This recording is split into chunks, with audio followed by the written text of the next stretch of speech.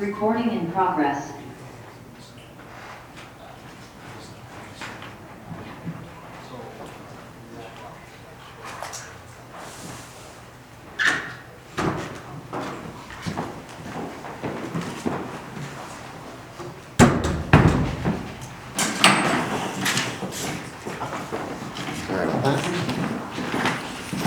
Good morning.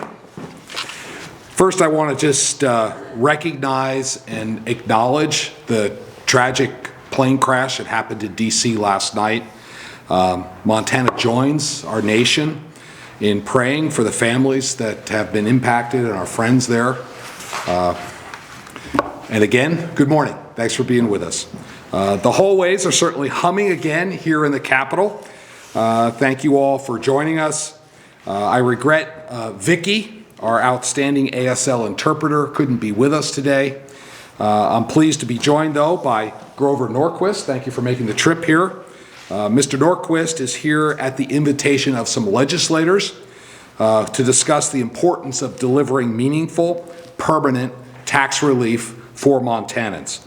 Mr. Norquist is president of the Americans for Tax Reform, a taxpayer advocacy group he founded in 1985. That's a long time ago.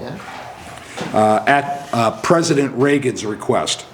Americans for Tax Reform is committed to limiting the size, scope, and cost of government. And it believes in a system in which taxes are simpler, flatter, more visible, and lower than they are today. I believe that too. Thank you, Mr. Norquist, for joining us today. As I said earlier this month, we're building a firm foundation on our shared commitment to fiscal responsibility here in Montana. Our approach is about respecting all Montanans who work hard to learn a living, ensuring government remains a servant of the people and not their master. I'm proud to report that over the last 4 years, we've been fiscally responsible, enacting conservative, balanced budgets, cutting income taxes for all Montanans at every income level, holding the line on new spending, keeping spending growth well below inflation, and even paying off all of our state debt. While we've been fiscally responsible, the Biden-created national affordability crisis has made it harder for hardworking Montanans to make ends meet. To help them navigate the nationwide affordability crisis and keep more of what they earn, we propose the largest income tax rate cut in state history. I've heard from Montanans that this is a priority and that they should keep more of what they earn. And let's be honest about what the income tax is. It's a tax on work. It's a tax on the fruits of their labor. We shouldn't tax work more than we have to. The good news is that since 2021, we've simplified our income tax code down to 2 brackets from 7 when I came into office. And we've lowered the income tax rate most Montanans pay from 6.9% to 5.9%. But as of last year, our income tax rate, the one that most Montana income taxpayers pay, remains one of the highest in the Rocky Mountain West. In fact, along with New Mexico, we have the highest rate in the nation. Idaho, Utah, Colorado, and Arizona have a flat income tax that's lower than ours. Wyoming and Nevada have no income tax at all. As a result of our high tax rate, Montanans are losing out. They're losing out on keeping more of what they earn, and they're losing out on the opportunities that come from businesses of all sizes, those are the job creators, that may choose to set up shop and create jobs here in Montana. We should permanently reduce the income tax rate most Montanans pay, provide permanent tax relief to workers and small business owners alike. I've also been clear that we should expand the earned income tax credit to incentivize work and keep lower and middle income Montanan workers. Together, these proposals make up a new record tax cut that benefits Montanans at every income level. And while we're providing permanent tax cuts, we also need to recognize the burden of rising property taxes on Montana homeowners and small businesses. One of my top priorities is delivering meaningful, permanent property tax relief to Montanans here in 2025. It's what Montanans expect policymakers to get done for them this year. To benefit them this year, however, we have to get it done quickly. To make that a reality and deliver a permanent homestead rate cut for Montana residents for where they live, the bill needs to get to my desk by mid-February. I know that's a tight timeline, but the Department of Revenue needs the runway to get it implemented here in 2025. Montanans are counting on us, the administration and the legislature, to get this done. This homestead rate cut is estimated to lower property taxes for Montana homeowners by 15% and for small businesses by 18%. It's projected to directly reduce property taxes for more than 215,000 Montana homeowners and more than 32,000 small business owners, as well as provide indirect relief for 130,000 renters across the state. Now, I know there are a lot of ideas, and I encourage robust debate, but let me lay out some some principles that we want to adhere to. I don't think we should use hardworking Montanans pay hardworking Montanans pay in income taxes from their work to pay for a property tax reduction for folks who, for example, might live in California and have a second home here. I also don't think we should subsidize local spending with a state bailout using Montana's income tax collections. When a government subsidizes something, it generally becomes more expensive. For example, federal student loans help families pay for higher education, but because those funds are guaranteed, colleges and universities have an incentive to increase their tuition bills. If the state government subsidizes property taxes with income tax revenue, it will create an incentive for local taxing jurisdictions to increase their spending. When it comes down to it, we should reduce property taxes for Montanans who live in their homes, for small businesses, and for renters. Let me put a face on all of this. Yesterday, I held a visit with a small business in Bozeman. Chris and Kate Forrest started Tactic 11 years ago. Chris is a former Navy SEAL, dedicated service member who deployed 3 times to the Persian Gulf and 5 times to Afghanistan. Tactic provides tested military techniques to civilians so they can protect their families and avoid victimization. I heard firsthand about the life-changing impact Tactic has on their about 2,500 clients every year. Kate, she does the bills, and she shared her own personal experience with the impact that taxes have. She was so appreciative of the tax cuts that we've delivered already, she even gave me a hug. Veterans and business owners like Chris and Kate are the backbone of Montana. They create good paying jobs for Montanans and strengthen our state and economy. Can I get a word? We'll continue doing what we can to support them, and will remain dedicated to cutting income and property taxes so they can keep more of what they work so hard to earn. Now, I briefly introduced him at the start, but I want to give you all a chance to hear directly from Mr. Norquist and why our proposals are important for Montana. For 40 years, Grover Norquist and Americans for Tax Reform have protected Americans from crushing tax hikes and government overreach. I'm pleased to have him here to share a few words. Grover? Thank you. Thank you for the opportunity. Montana's been making progress in bringing its income tax down. I shared this with everybody, but The green states are the 8 states that have no income tax at all. Montana is a state without a sales tax, as Oregon and Delaware. Our friends in the yellow states are single rate taxes or flat rate taxes. Montana has 2 rates now, down from 7. North Dakota also had 7, recently went down to 2. Ohio had 5, down to 2. The movement in the states is from many rates down towards 1. Ohio has decided they'll be moving all the way to 1. Kansas now has the votes in both houses to go to a single rate tax in addition to what we've done, and North Dakota is looking to also continue to move down towards 1 rate. Why 1 rate? Income taxes at 1 rate are difficult to raise because you have to you're treating everybody in the state. Everybody pays 3%, everybody pays 4%, whatever the number is. Everybody's treated the same, and people understand what they do pay, and they know what their neighbor pays based on the same percentage, and it's very difficult to raise that rate. In Illinois, they by constitution have a single rate tax. It's under 5%. Illinois, you would think, would look more like Minnesota or Vermont or California or New Jersey, New York.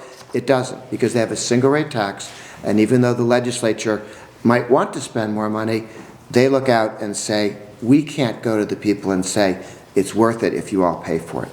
That's a very interesting change. Also, it's very easy to reduce when necessary because everybody in the state gains at the same time.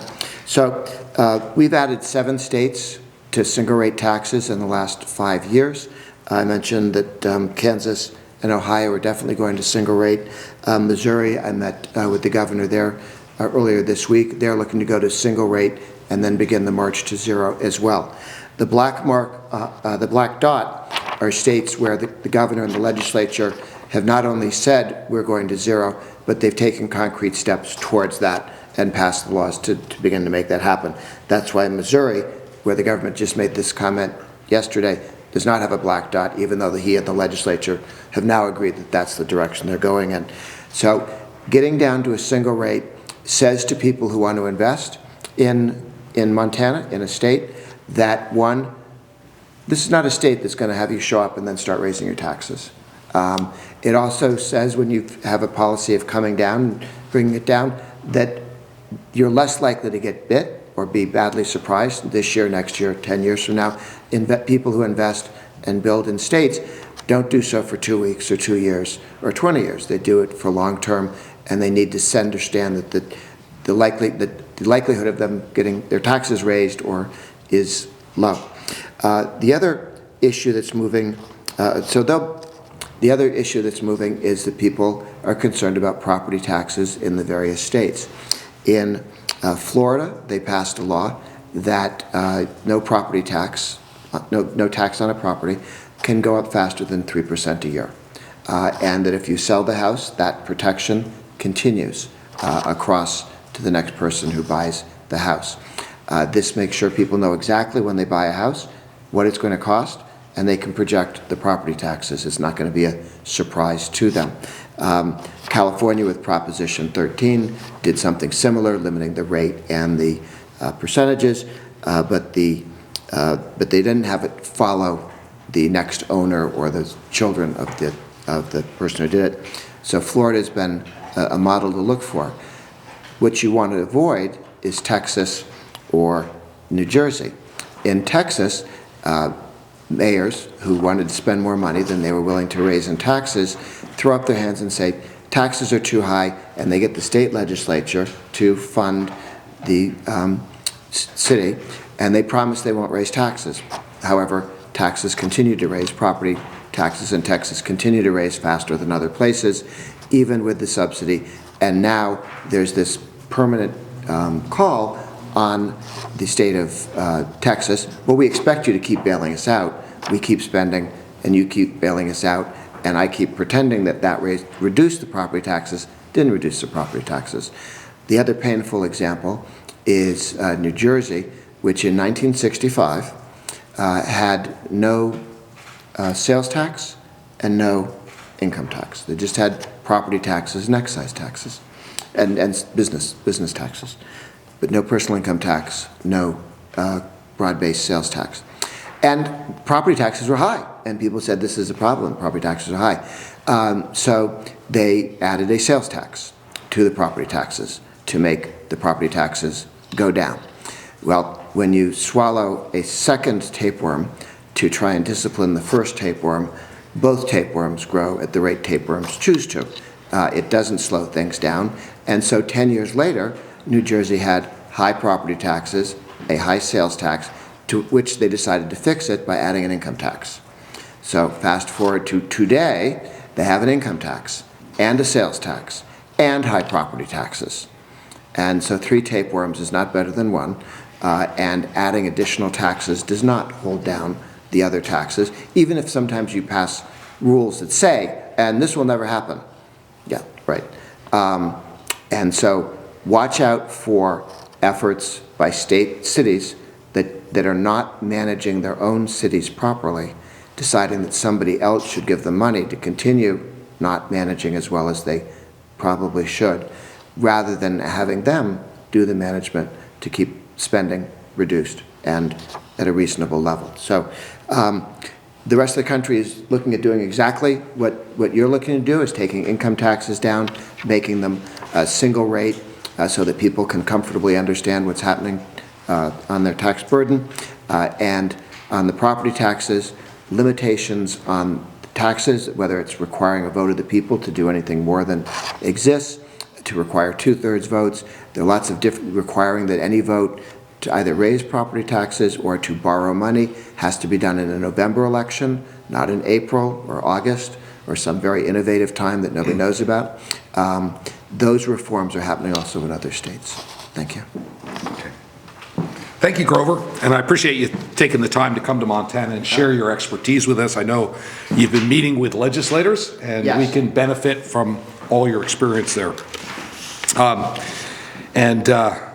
Again, the important thing is we need permanent tax relief, both on income tax and property tax relief, and that remains our focus. We've put forward a historic proposal. We look forward to working with the legislature to get it done. And with that said, I would be happy to open up for questions. Shaylee, thank you for joining us yesterday. Yeah. And I should note, we get out and we travel every week across the state. You're all welcome to join us, and I think you got some pretty good access yesterday. Yep. Yeah, So, great that I was careful. you know, things happen outside of Helena as well, so feel free to join us. I appreciate that, Governor. I have a question about the capping of local spending. I was watching Senator Zolnikov's bill hearing, and there was a long line of county commissioners and other local government advocates who testified in opposition. A lot of them I heard say, you know, this is going to require us to cut firefighting services or law enforcement services. Some of those conservative county commissioners saying that. Do you think they're bluffing? Do you think those cuts are warranted? Where do you fall there? Well, let's look at the facts. Over the last 20 years, inflation has averaged a little over 2%. Local spending growth has averaged over 6% per year. So I don't, and not every county is guilty. Some are much better fiscal stewards than others, but there is no question local spending has grown much faster than inflation. So there is a spending problem. And as we talked about yesterday, there's 2 ways to solve this problem. One, you can spend less. That's the approach the state has taken. We have passed very conservative budgets over the last 4 years, significantly less than the growth of inflation. And guess what? We have surpluses, both structural and one-time. This has allowed us to put forward proposals to further reduce the tax burden. Local municipalities have decided their approach is to tax more, not spend less. I'm firmly in the spend less category. And we've done it without cutting essential services, just by slowing the growth of government. And I think that's a better approach for Montanans. So they should just take those cuts then, do you think? situation is different. There's a number of proposals. As you know, we put this bipartisan task force together on property taxes. There's 12 different recommendations. Some focus on shifting the burden to out-of-staters. I'm in favor of that, reducing the rate for homeowners, small businesses, and renters. And some of them focus on less spending. I think we ought to pursue all of those ideas. Yep. Tom? Governor, have you had any indication from the House or the Senate that they might be able to hit that mid-February deadline to, sort of get revenue where they need to be by spring? Well, I'm an optimist. I meet with legislative leadership, both minority and majority, almost every week. I think it's a priority. I think we agree we need to get this done for the people of Montana, and I'm waiting with bated breath. Yeah. So kind of thinking about the broad picture here, right? We remain a state without a sales tax. We'd like to bring down income taxes. We'd probably like to bring down property taxes for residents. In a long-term sense, do you think it's possible to do that while keeping Montana a state that doesn't have a statewide sales tax? I want to be really clear. Montanans have spoken. They don't want a sales tax. So our focus is to make government as efficient as possible so we can reduce the burden of both property and income taxes on Montana to let them keep more of what they earned. And I think the scenario that Grover Norquist shared about New Jersey, where the last thing we want to do is ingest another tapeworm that's going to consume all available revenue. Have there been other examples where people have tried to backfill property taxes with other sources of revenue and not got the result they wanted? All. North Dakota, Ohio, Nebraska. I mean, and each of these are trying to disentangle it at present. North Dakota, the governor is now going to be Secretary of Energy. It's been a major challenge in North Dakota because they started down that road and then they realized it wasn't getting them anywhere. They weren't getting improvement in local budgets, and trying to disentangle then is difficult. And going down that road, specifically, what are you referring to? Going down the road of having the state step in and become co-owner of overspending by the local government and their unwillingness to manage things properly, so that now if every time the city overspends or the county overspends, they go, oh, unless the folks in the entire state send us more money, we'll have to raise taxes and it'll be somebody else's fault, not mine, says mayor, says county commissioner. And when it's not their fault, there is nothing that limits spending. And just one thought, anyone who tells you that if I didn't get more money from other people, I'd have to cut the police, has just told you that in their entire budget, the least important thing in their mind, the least important thing, are the police. I think the question is, really? Is that really true, or are you trying to scare people? If it is true, we need a different mayor.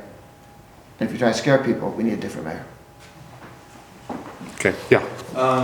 So mid-February is rolling up in about 2 weeks now. Is there contingency plans for if the legislature can't get this done by mid-February, March, April? And is there ways to get immediate relief out that you could pivot to, like doing another round of rebates, anything like that you're considering? Well, this is a priority for Montanans. We need to get it done. And I've been very clear in my State of the State, again here today. We continue to emphasize it when we meet with both majority and minority. And I think we have a common view that this is a priority for Montanans. We need permanent property tax relief. We've done rebates in the past, but it's not permanent relief, and we need to get permanent relief done. Jonathan? Governor, how close do you think that you and legislative leadership are in terms of the overall structure of how you want to see the tax relief done? Because I sort of get the impression that maybe especially on the Senate leadership side, they have sort of different ideas for the emphasis is which areas they'd like to emphasize. Well, how close do you think you are? Well, I respect their role in this process. We ought to have robust debate. That's why today I've kind of lined out some hard lines for us. I don't think we should be taking income tax revenue and subsidizing local spending. That's a hard line for our office. I think that there are other ideas that are floating around the legislature that could probably enhance our proposal, and I'll look forward to getting a bill to my desk. Do we have questions online? Online. Okay. It's Amanda? Yes. Yeah, Amanda, go ahead.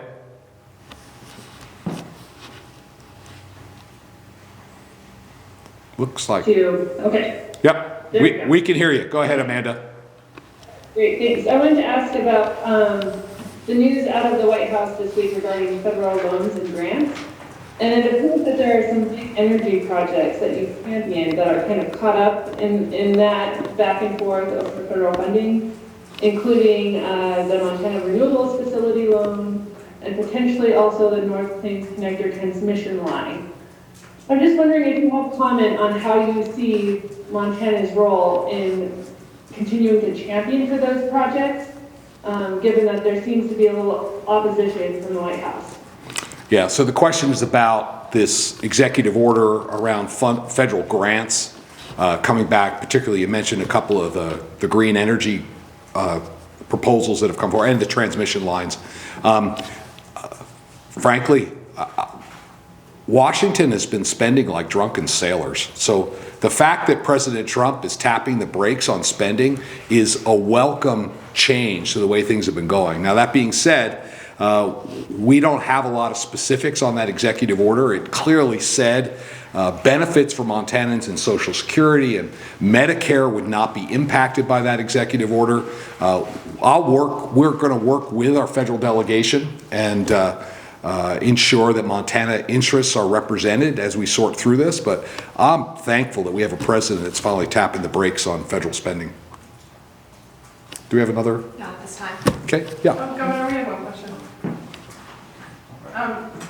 I promise I'll have tax questions soon, but I'm curious if you have a response to the fact that Senator Ellsworth tried to spend down some of that OBPP money on the contract he tried to take out. Yeah, that's a legislative issue. I know they have an ethics investigation underway, and we're cooperating with the legislature to the extent we can shine any light on it. So, yeah.